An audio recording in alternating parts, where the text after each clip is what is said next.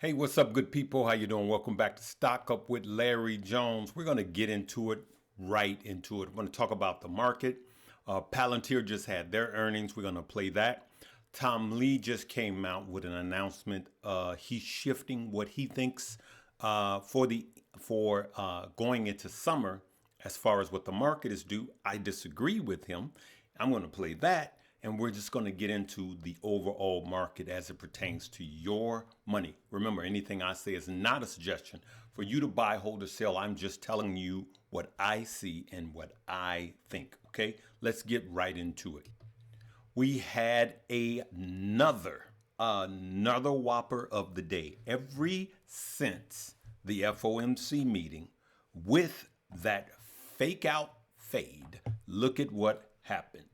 Everything green again, and not by a little, really nice green. You can see here the NASDAQ up 2%, the S&P up 1.5%, and the Dow Jones 1.3%.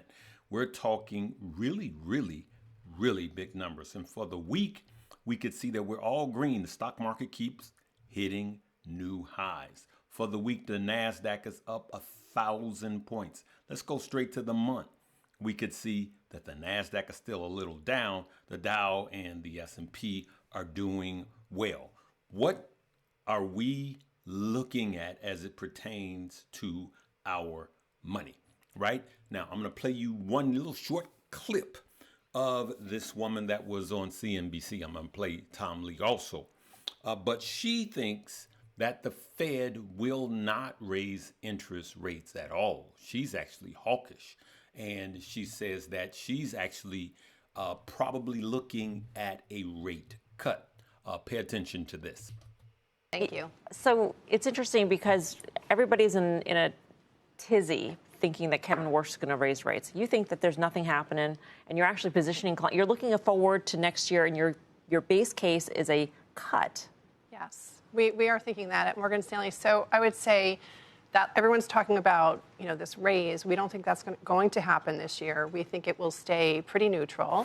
And even when you see what's just been happening over the weekend or since last week with growth stocks, people piling back in, looking at the opportunity for, opportunities there, and then also with energy oil taking a hit, it could be another indication that perhaps we will not actually get another rate hike.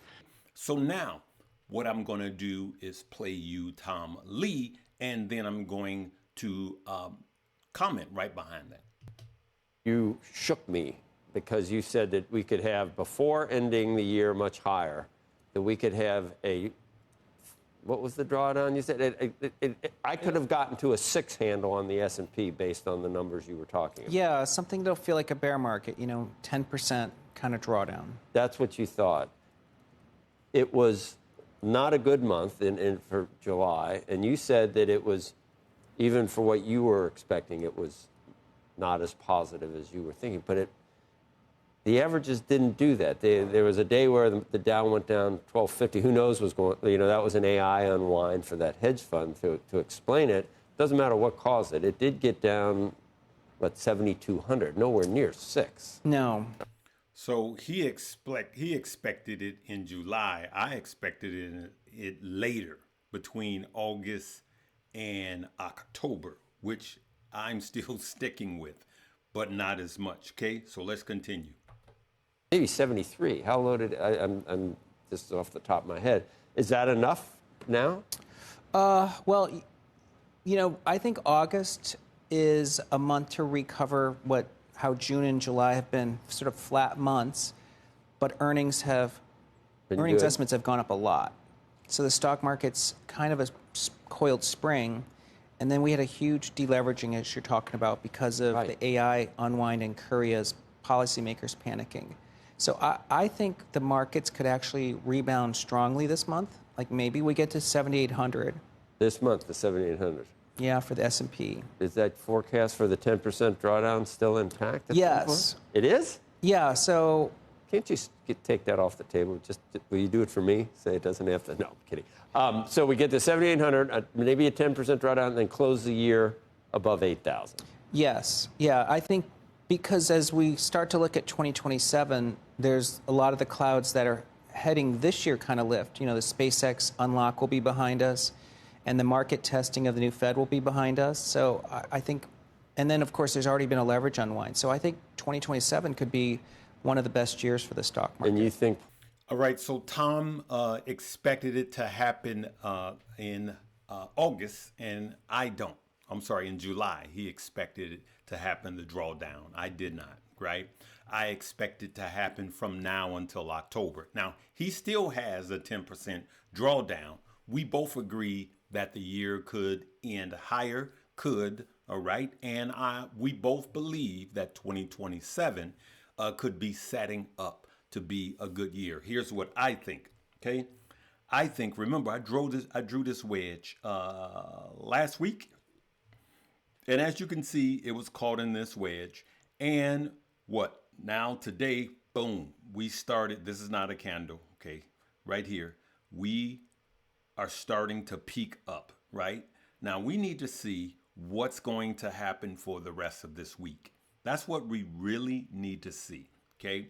Are we going to break out of this wedge and get higher highs? That would be nice, okay? I don't want it to fall. That would be nice. I will be making money too. Taco trade is still intact.